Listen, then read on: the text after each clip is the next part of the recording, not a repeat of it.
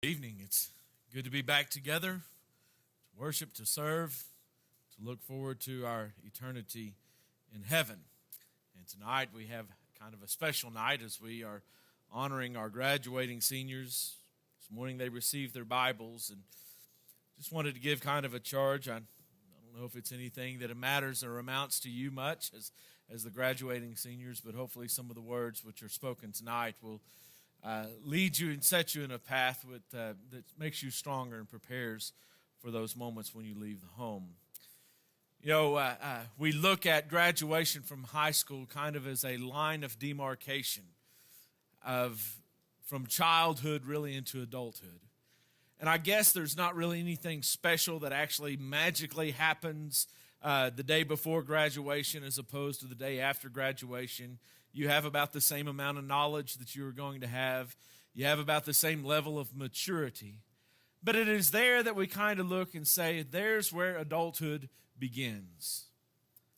As students are leaving home and going to college, entering the workforce, maybe they're not leaving home just yet, but whatever the case, whatever is happening in their lives, we know that there's something special there. But as you know, and many of you remember when you graduated high school, when you walked out, when you were finished, there's a lot that happens to you in those moments. There's a great temptation to kind of leave behind childish things. And a lot of times we put in the childish things, you know, maybe our stuffed animals don't go with us to college. Maybe that one shirt that says Daddy's Princess doesn't go with me to college. But sometimes that faith, which I grew up going to church with my parents, that doesn't go with me to college. Or maybe a prayer life that I've left behind. I leave that because it doesn't need to go with me to college. Those are sometimes the childish things that we leave behind. And there's a temptation to do that. Not only is there a temptation to leave faith behind, there's a temptation to engage in things that, your parents were kind of the stop measure, to hold you back from some of these things. And, well, now that you're out on your own, you're thinking, hey, I can dabble in this or I can try that. And that's a real temptation. I think whenever we leave, we also kind of feel like when we go to another city or another town that because we're away from our parents' influence, we're further away from God. And the same thing was happening to the children of Israel in the book of Jeremiah. God is approaching this nation that has wandered away, as he says over and over, they have forsaken me. He says that this people have played the harlot with false gods. These people have no longer considered me of being powerful. And it's interesting because in Jeremiah 23 and verse 23, he says, am I a God close at hand, declares the Lord, and not a God afar off?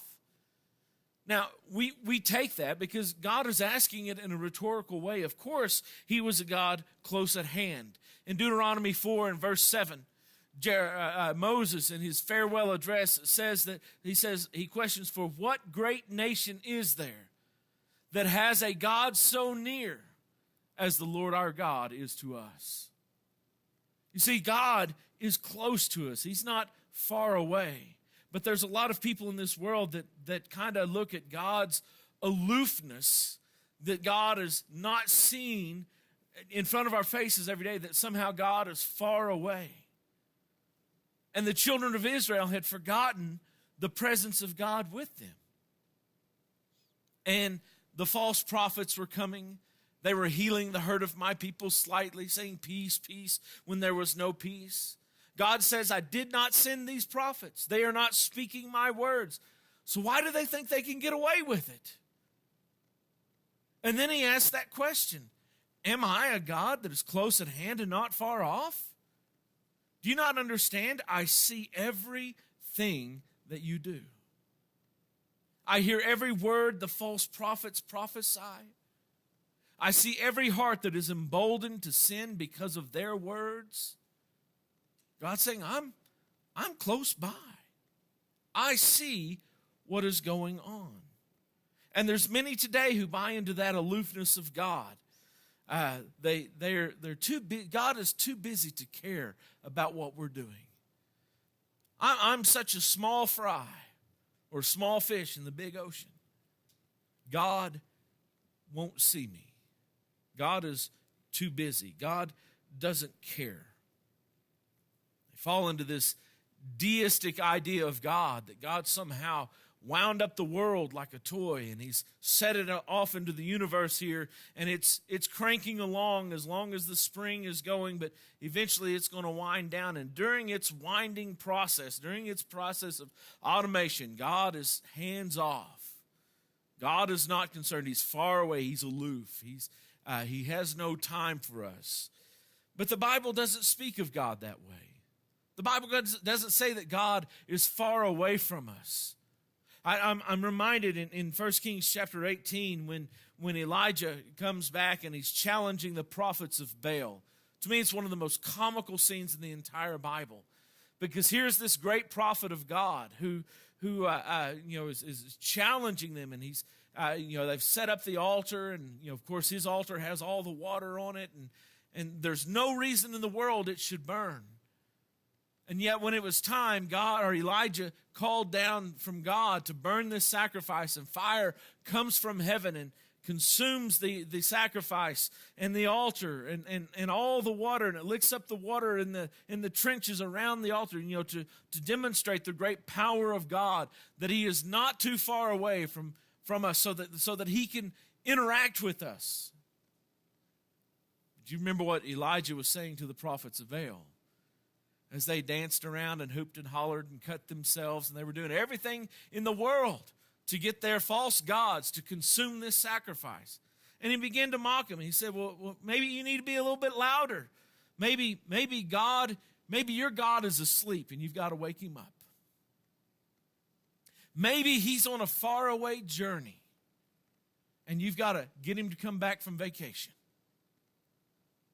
Maybe your God is using the bathroom and he can't answer you right now.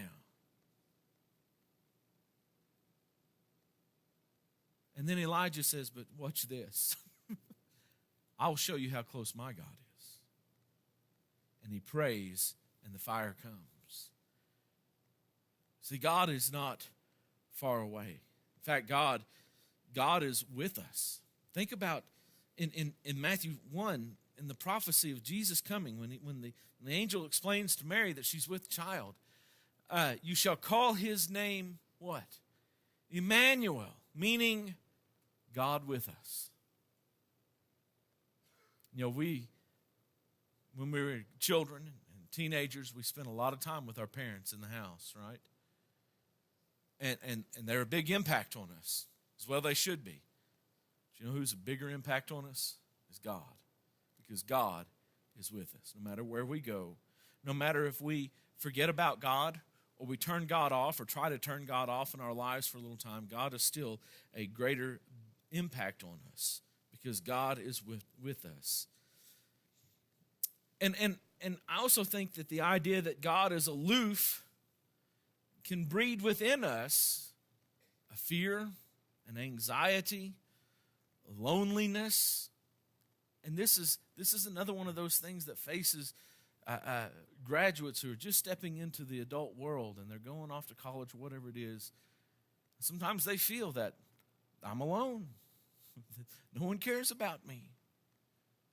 There's anxiety there. There's some, it's good to be able to pick up the phone and call mom and dad and say, hey, I got this letter from the bank. What do I need to do?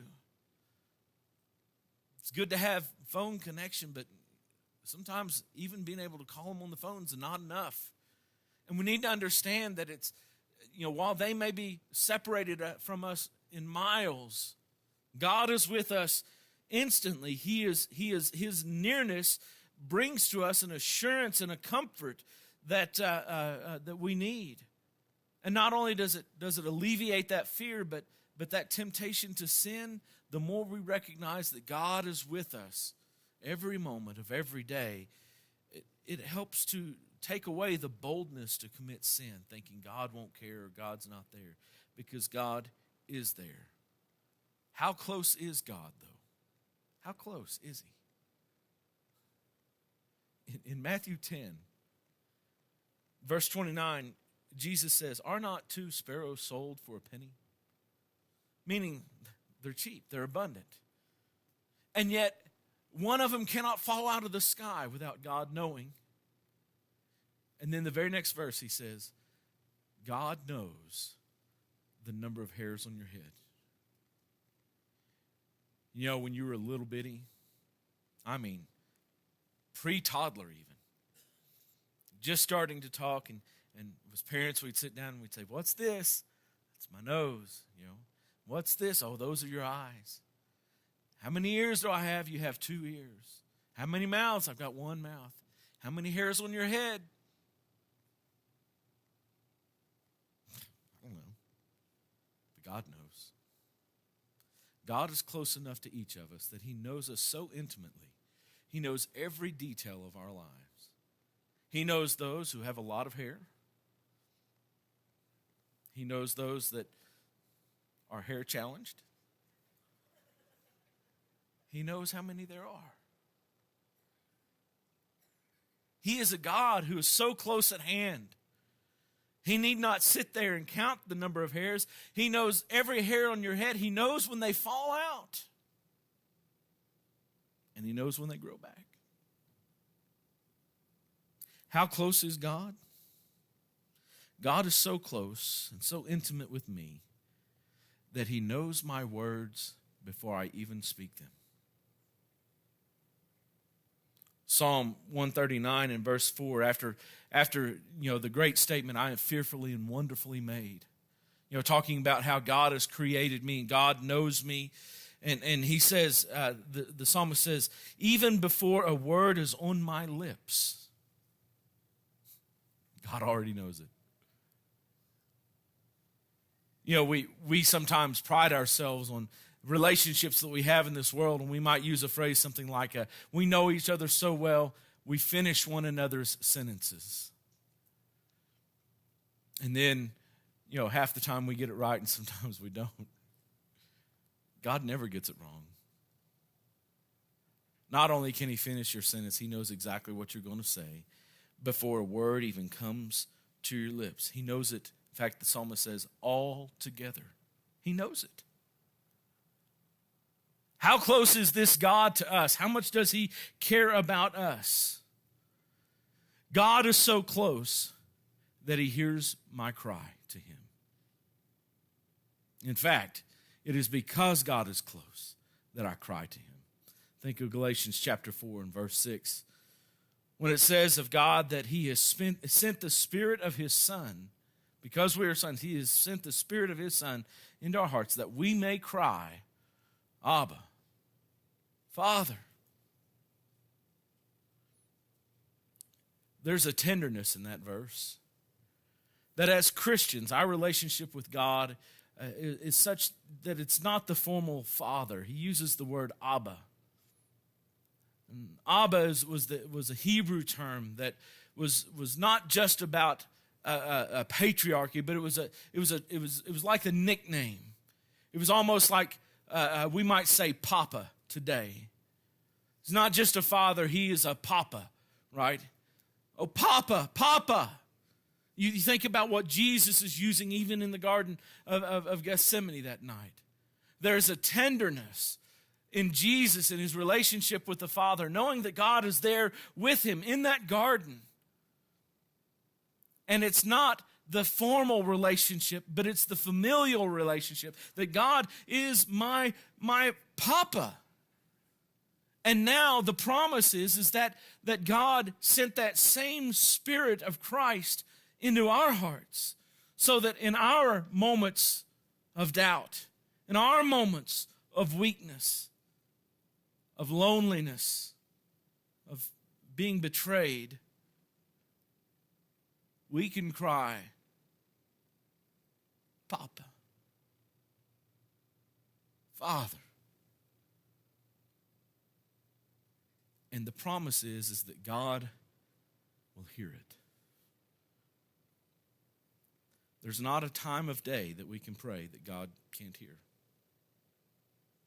God does not travel on vacation and take a break from listening to me. God hears each time I cry. That's how close God is to me. How close is my God? Psalm 56 and verse 8. One of the most tender verses, I think, in the entire Bible, in which he says that you, God, catch my tears in your bottle. What does that say about God and knowing me? That he knows in those moments where life is too hard, where life seems to be overwhelming, and the tears begin to roll, we reach for that Kleenex and we wipe them off our cheeks. God has already caught it in his bottle. Not just any bottle. God doesn't catch our tears in a bottle, but it says he catches our tears in his bottle. This is his bottle. It's something that he prizes. It's something that he takes joy in. He has pleasure in coming to us in those moments and comforting us in the darkness, pointing out that the light is just around the corner. God knows me. He knows my tossings, it says, when I lie upon my couch, and he catches my tears in his bottle. God knows me. He is so close to me that he watches over me every moment of every day. In Psalm 33 and verse 18, it says, "Behold, the eyes of the Lord is on those who fear him, on those who hope in his steadfast love." When I turn my life to him, God is there to watch. When I close my eyes to rest, and I become so unconscious to the world that my mouth gapes open and I drool on my pillow, God is attentive. He's watching over me. When I'm so caught up in the ways of the world and I'm not paying attention to God and I'm not watching where I'm going, God still beholds every deed, every word, every step I take. How close is my God? He knows the hairs of my head. He hears me cry. He catches my tears, and he watches over us every single day. And he knows those words before I speak them. There's nowhere that I can go that God is not there. We cannot escape his watchfulness and his care. We cannot go out of bounds of his love. He showers upon us grace and blessings constantly, even at times when we forget him, even at times when we go astray. God is still reaching for us. God is still waiting to bring us back. And so as you are embarking on this adulthood, maybe some of you are already embarked on adulthood and need this lesson as well. As I study these words, I know that I am encouraged to know that my God is near, that God is with me, Emmanuel. But as you're starting to take steps forward, make sure that your life is deposited in the hands of him who can protect it and guide it and take it to heaven. Going back to Matthew 10, one of the first verses we started with, when he's counting the number of hairs on your head, you remember he says just a few verses earlier, "Do not fear him who is able to kill the body, but cannot kill the soul. He has no power over you. Have no fear for that person. Rather fear him who has power both to kill the body and to kill the soul." That's God. And just as he has the power to separate himself from the soul which has gone astray, he has the power to hold and protect and guide the soul that loves him and fears him. So tonight, before we leave, as we sing this invitation song, if you need to respond to the invitation, if you need to make a change in your life, you can't outrun God. You can't live past God. So why not just come to God and give him your life into his hands while we stand and while we sing?